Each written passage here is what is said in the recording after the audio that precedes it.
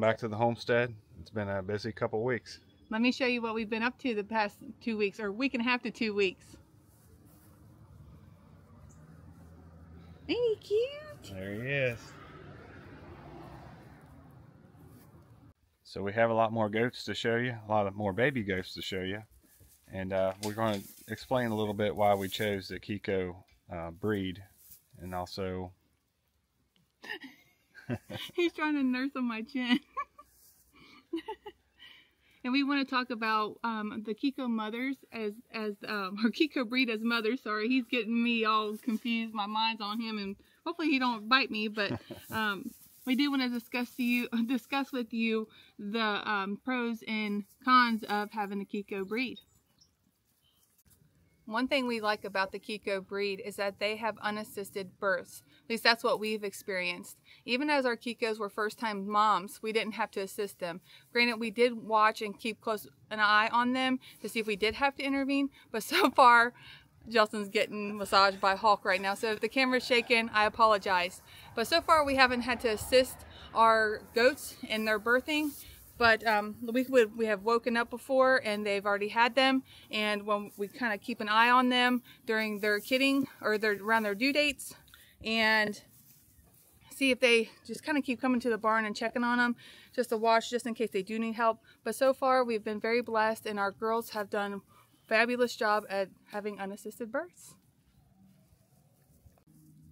Another thing that we like about the Kiko breed, or our goats in general, or probably just goats. We haven't had another breed of goat to really reference, but for ours, they've had multiples. Now, for their first time being mothers, they gave us multiples. We've even had some give us triplets, and we have had one give us one doeling, one kid, on her first time, but everybody else was giving us doubles or even triplets for their first time. And as their second birth, they're giving, the minimum is 2. We've had twins and triplets, so that's another pro that we have. Another pro that we have for the Kiko breed is that they are great mothers.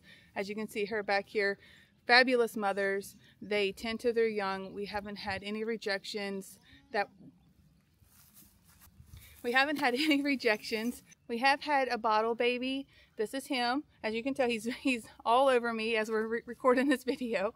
But he's our first bottle baby that we've had, and we have him as a bottle baby due to Justin and I's choice, not his mother's choice. She done a fabulous job. She had triplets, and he was the smallest. He had a very small birth weight, and we decided to pull him just so he can make sure that he was strong enough and getting all the milk and vitamins that he needed. So we decided to pull him on our own doing, no fault of him or his mother. So that was our choice, but I consider that a pro though.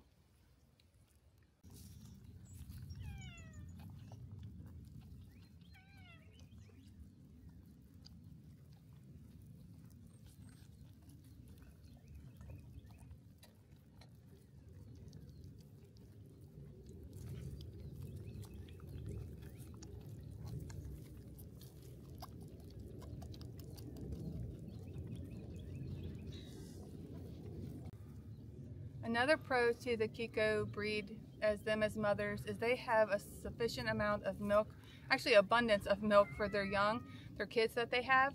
We've never had a supply of milk for their young. Only for the one case in point was the buckling that we decided to pull to bottle feed, but she had enough milk for him to feed him and the other two. I actually heard where other people have milk Kikos for milk for the supply for them, for the goat's milk for their consumption. So they do provide a good amount of milk, not as much as a dairy goat, but they do provide enough milk. I can't remember offhand. If I can find out, I'll put it in the comments below exactly how much. I think it might have been maybe a pint or maybe a quart of milk they were getting. Not 100% sure, but if I can find that information, I'll put it in the comments below, or in the description below. I would say that this can go as a pro and or the only con I can think of for the Kiko breeds, and that's talking about their udders. You want a Kiko that has great udders. Now our goats, they are registered stock and they have good quality udders, and we actually checked their mothers and checked the father's mother to see how their udders are, because that's going to affect your herd on the genetic side. So you want to make sure that you check that. And so for it being a con, I think that could go for any goat breed, is their udders. If you got a bad udder, if you got multiple teats, if you don't have the one-to-one, if you have a split one, or if you have one that's just a detached udder.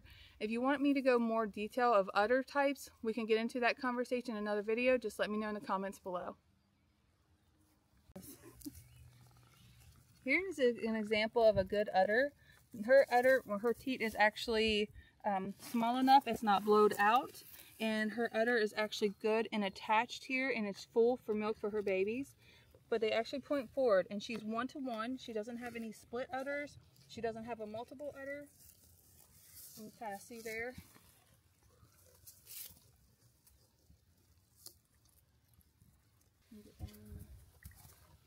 Here's an example of another good udder. You can see that her teat is slender, it's not blowed out. She is a one-to-one. Her bag is really full, it's attached, it says high, and we like that for our goats. So what everybody's been waiting for is to show them the new babies. So I'll walk around here and I'll show you all the new baby goats that we have. And we're still waiting on one to give birth, and we're hoping that she has 3 girls.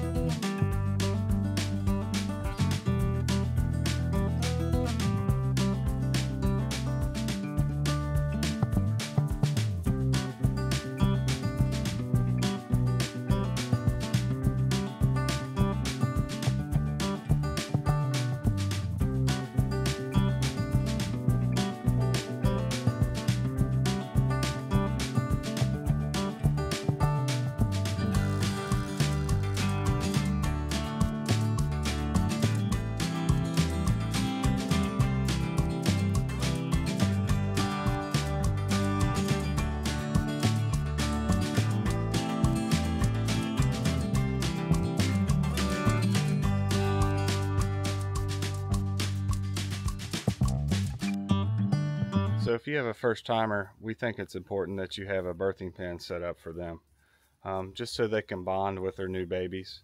And we found out through later years that they really don't need that. They can have them out in the field or in the barn, anywhere, and they'll just bond pretty much naturally. Right, we found it really important for the first timers to figure out what they're doing and bond with their young, and we leave them in there about 3 days. It's the max that we'll leave them in there. So we've done a day, we've done 2, and we've done 3, just depending on how mom and babies are doing. And we found with 3 days they come out and they kind of want to start fighting for their rank again. So 1 to 2 days was like that sweet spot. Probably about 2 days, I think, wouldn't you agree? It's about that sweet spot for them to come out, to be back into the herd. But our birthing pen is wide open, well, it isn't wide open, but it's the fence where you can actually see through it. So it's the mesh and cattle panels, so the herd can actually see the mom and the babies.